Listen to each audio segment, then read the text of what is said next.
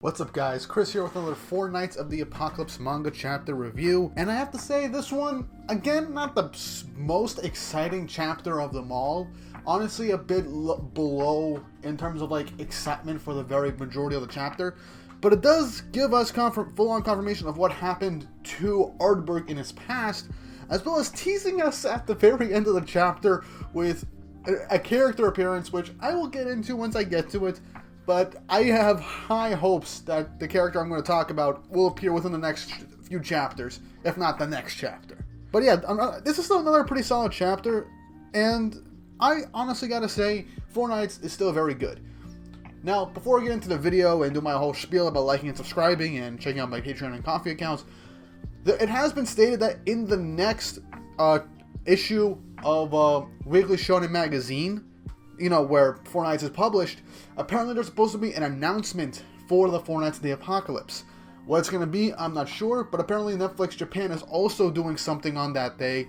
So, I have no idea what that could be. Could we possibly be getting a 4 Nights anime announcement already? I mean, the manga sales are doing pretty well for a brand new series, especially since it's like, I believe, 4 volumes out at the moment. But it's still very early for an anime announcement, and I don't know how much they could adapt unless they decide to make it a core, like a part, like split it up by cores, like how other anime seasons are doing it. And unlike the 7 Deadly Sins or you know, My Hero Academia, where we have full 24, 25 episode seasons, and then we wait a year and a half or something until the next season comes out for there to be enough chapters. But if they do decide to essentially make 4 Nights of the Apocalypse an anime, the best thing they could do if they want to make it an anime very early on, help get with the 7 Deadly Sins hype and stuff like that, now that the anime is all finished all over the world, they could do it like a 12 or 13 episode seasons instead. Make it short, that way the manga will still be pretty far ahead, but we could consistently get 4 Nights of the Apocalypse content, considering that a lot of the arcs in 4 Nights of the Apocalypse so far, we're only at 38 chapters in, and they're relatively short.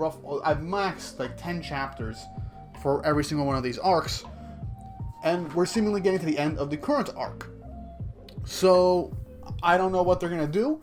For all we know, it could be a new game announcement, or an app announcement, or it could be something completely different. I'm not entirely sure. But we just have to wait and find out till next week. And when that time comes, I will talk about it in the next chapter review. Anyway, now let's get on to the video. Don't forget to like and subscribe. Hit that notification bell for updates on future videos. It really does help. Really close to 900 subscribers. At the point of me recording, we're over 880. So another like 20 more subscribers. And we'll just make that 900 sub count right here at the start of November. And then the 1,000 subscriber mark is very close at hand. Also, check out the Patreon and Ko-fi accounts if you want to help support the channel more directly and help me get videos out a hell of a lot quicker than normal. Everything you can do helps, and viewing the videos and sharing them as well will help with the algorithm and give my content more of a broader audience, bringing more people in. And with all that said and done, let's get on with the video. Now, last chapter we essentially got the idea of Ardberg just running away from everybody and luring them into a trap where he could use his main magic, which has aged down the main cast. And I stated last week that maybe this magic will age back Sin somehow and maybe reveal his true form before he had his fox form or something like that. I'm just going to say flat out that has not been confirmed yet. Sin has not appeared in this chapter. So I'm still not entirely sure how this is going to work, but we do get further explanations in this chapter. But yeah, the chapter basically ended with the main cast getting aged down into toddlers. Now let's get on to chapter 38, The Rescue. And we start out directly where we had before, essentially with everybody turning into babies. And everyone's panicking about what's going on, and Percival's literally just talking like a baby now. Ardberg shows up, and he literally describes his ability in that within 50 yards, he can turn anybody into their infant states. And he calls his magic Reverse. He then takes off his helmet, lays it on a crystal, and states that they can't fight anymore, and that the battle is his. Nazians and An still basically having, you know, their more mature, their current mindset, their current intelligence at the age of 16, try to get Percival and Diane to run away, but they're literally just wailing, crying, and Percival just being Percival as a baby and exploring everything around them. I like the comedic aspects of this because they're just acting like babies. And Ardberg literally states that the effects vary per person, and that eventually Nazians and An will also soon revert to the mindsets of a child. And then they all start to cry. Ardberg turns to Percival and says now it's time to fulfill his work, and he even commends Percival, as Percival, even though as a baby, is still holding on, tapping and holding on to the dragon hilt. But also the fact that even though he's a baby, he has never cried once. So that's something interesting. But anyway, Ardberg goes to grab the sword, but Percival is also holding onto it without a care in the world. Ardberg, frustrated, is trying to shake him off. And Percival's just super strong as a baby too, as I suspected. As I suspected last week. So for all I know, Percival is just super strong all the time. Maybe that's one of the reasons why he's a destined knight of the apocalypse or something like that. And I like how Percival, as a baby, just thinks that Ardberg is playing with them. I mean, it makes sense with how Percival's grandfather is. Maybe they did stuff like this when he was a baby, when his grandfather found out how durable and how strong Percival was. Maybe he just did shit that it wouldn't do with a normal baby.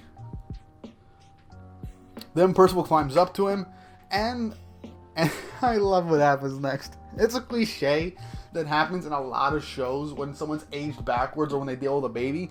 That Ardberg straight up grabs Percival, holds him up, and then Percival just pisses on Ardberg's face. Okay, this is... I can't. This is just too hilarious. I like that Percival's really just annoying Ardberg to death as a baby. But then we kind of go back from this, and Ardberg literally tries to choke Percival now out of pure frustration. But An, as a baby, still wailing, is trying to convince him to stop. She can't speak, but she's crying and holding on to his cape. Ardberg literally is kind of hesitating a bit, putting Percival down on a rock as he's still holding on to the hilt. Ardberg tries to explain to An that he has to get rid of the Four Knights of the Apocalypse, and he doesn't want anyone at their age to experience what he's had to go through, and asks her not to cry. As An continues to cry, Ardberg then flashes back to his life taking care of his child, his daughter. And he's literally a doting father. He's happy. He's trying to raise her right. And this only lasts one page, as we then go to the aftermath of a demon attack, as his village was burned down and destroyed. And he is holding essentially the burnt up basket that he was holding his child in, and then it crumbles in his arms. And that flashback affects Ardberg like with PTSD. He collapses on the ground, starts to cry, and An, as a baby, understanding it, trying to get him to trying to comfort and cheer him up, wipes away his tears. Ardberg states that An is very kind, but he has to do his job, and he has to pull it off. And Percival, as a baby, literally grabs a sword and points it at Ardberg because he thinks he's trying to hurt An. And I like how even as a baby, he's some kind of sense of justice, or can tell when someone's doing something bad. But then Percival just falls on his face, since he's a literal toddler. He cannot walk. But Ardberg does confirm that he's not going to touch anyone else. His business is only with Percival. But then the elder shows up and says that he doesn't have it in him to kill the children. And he states that he understands why he decided to live in a place like this, in this grotto, this crystal grotto. For him to heal the scars of his heart, and that he's clinging to rumors and hopes. Because if you remember from the Seven Deadly Sins, remember the Necropolis arc where King was introduced, where they were brought to this place full of crystals and they were able to talk to the dead, where Bond and King were able to see and speak to Elaine again, to speak to her spirit. And the elder basically just straight up says it like this, because the City of the Dead has these types of crystals, and these types of crystals are used for casting hexes, telling fortunes, and can even communicate with the other side. Stating that Ardberg, what he really wants to do while he's in this place, he wants to meet his daughter. He wants to meet his dead daughter again. And Ardberg is surprised at how he knows about it, and that but he tries to deny it and states that he's only hiding in this grotto so he can carry out his mission of stealing the demons away. But then the Elder presents a deal. To undo the spell on the kids and release the demons, in exchange, he will let Ardberg meet his daughter. This shocks Ardberg, but he literally tries to deny it and states he's probably just stating all this as, well, he's trying to bluff. It's just an obvious bluff.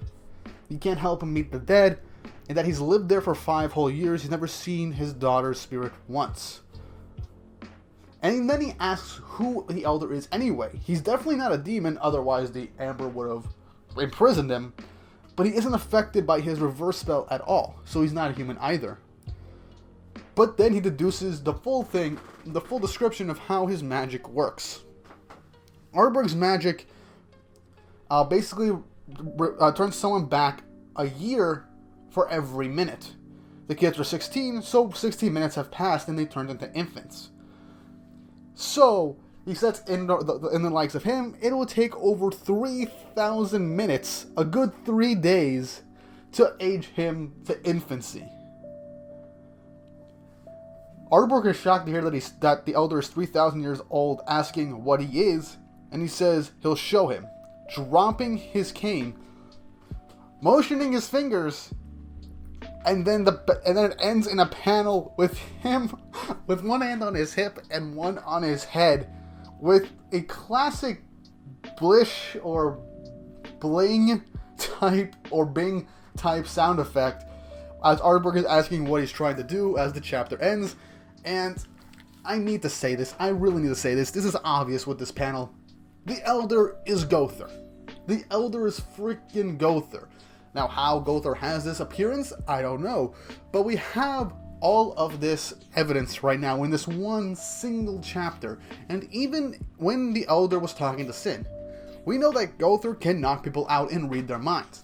So it's very likely that he used this magic to figure out what Ardberg was trying to do in the grotto, and also what he really wants. So he read his mind.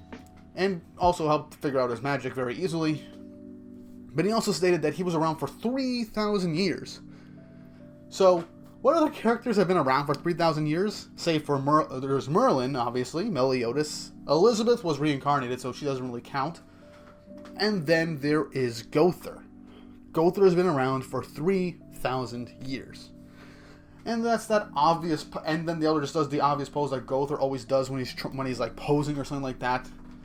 It's Gowther. The Elder is definitely Gowther. It's possible he transferred his consciousness into a type of doll-like body, or something like this, a new doll body that he created, or maybe Merlin created it or something. We don't know, or maybe he used some kind of magic to change his appearance. It could be that what he's doing is trying to take care of some demons that have no will to fight and just want to live peacefully with humans, and Meliodas helped him with that.